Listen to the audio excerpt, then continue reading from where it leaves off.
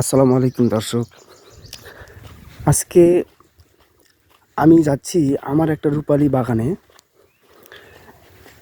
বাগানের পরিচর্যা করার জন্য। অনেকগুলো ডাল, বিষ ডাল আছে, যে বিষ ডালগুলো কেটে না দিলে আমের কালার খারাপ হয়।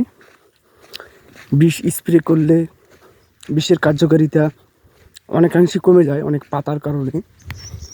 তো আমি যাচ্ছি, বাসা থেকে বের হলাম সকাল সকাল, বাগানে যাচ্ছি। তো যাওয়ার পথে দেখতে পাচ্ছেন সারি সারি আম গাছ দুই পাশেই। এই জায়গাগুলো থেকে আজ থেকে 15 থেকে 18 বছর আগে ধান চাষ হতো, যেটা আমি তখন ছোট ছিলাম। দেখেছি আমি প্রচুর বৃষ্টির মাঝে কৃষকেরা গরুর নাঙ্গল দিয়ে হাল বাইতো, অনেকেই টিলার দিয়েও হাল বাইছে। তবে একটা আমেজ ছিল যে বর্ষাকাল ধান রোপণ করতে হবে, তার একটা উৎসব মুখর পরিবেশ। সেই পরিবেশটা আপনারা দেখতে পাচ্ছেন। গাছে আম, এই আমটা কিন্তু আশি না আম, বুঝছেন? এটা হলো সোনামুখী আশি না। পাশে এটা দেখতে পাচ্ছেন, এটা হলো আম্রপালি।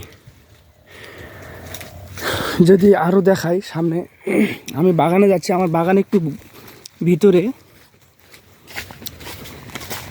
আমি গাছের ডাল কর্তন করার জন্য এই যে আমার হাতিয়ার দেখছেন, এটা দিয়ে কাটবো। পাশাপাশি আরও একটা কাঁচি আছে আমার ব্যাগে, আমার কাঁধে একটা ব্যাগ আছে, আমি দেখাতে পাচ্ছি না, পিছনে আছে আমার কাঁধে।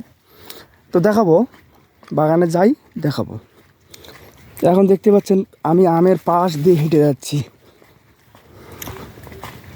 বাগানে সারি সারি গাছ, আমি এখন বাগানের মধ্য দিয়ে যাচ্ছি।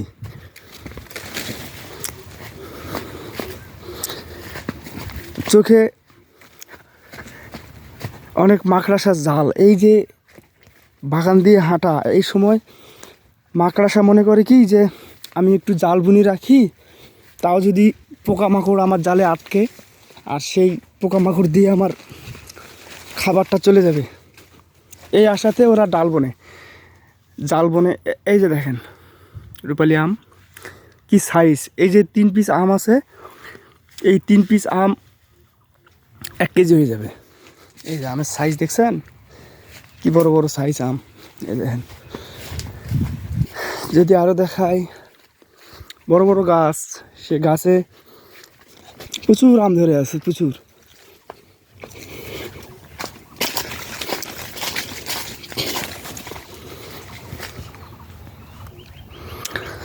ফাইনালি আমি আমার বাগানের খুব কাছে চলে আসছি, একদম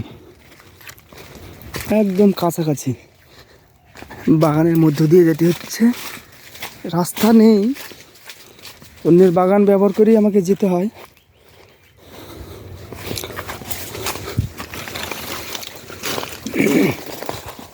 এই যে এখন এটা আমার বাগান, আমার বাগানের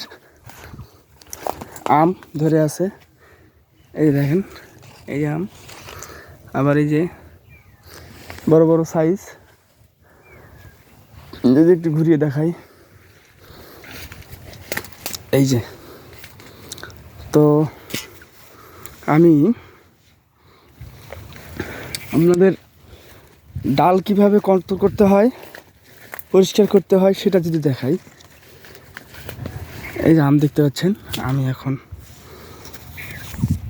এই যে আমার ব্যাগ, এই ব্যাগের মধ্যে রশি আর কাঁচি আছে, যে কাঁচিটা দিয়ে আমি অপ্রয়োজনীয় ডালগুলো ছেঁটে দেব।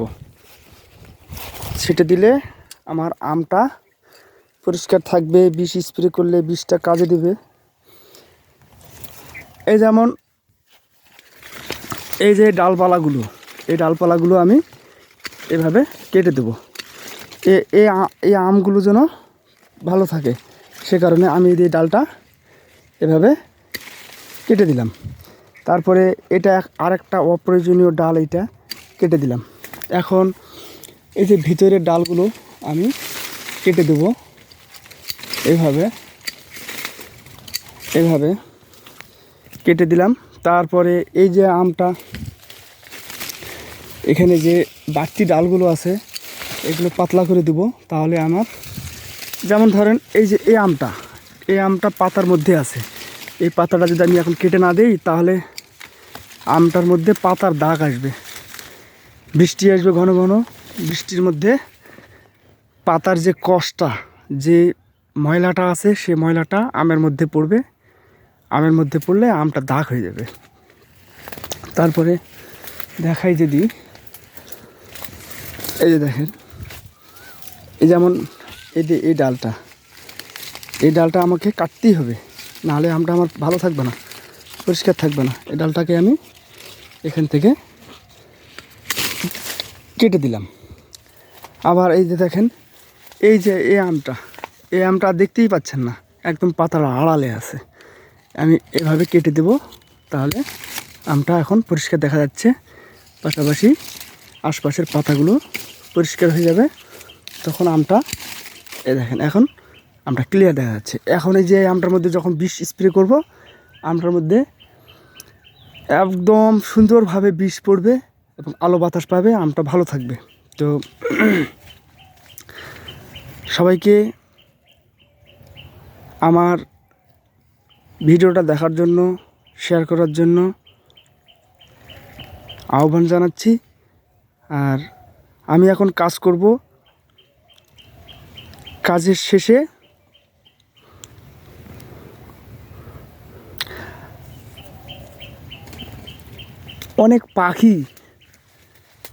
অনেক পাখি আসছে আমার বাগানে পোকা খাওয়ার জন্য হয়তোবা। এই যে আমার বাগান, এই যে পাতার যন্ত্রণায় আমার কালার একটু খারাপ হয়ে গেছে।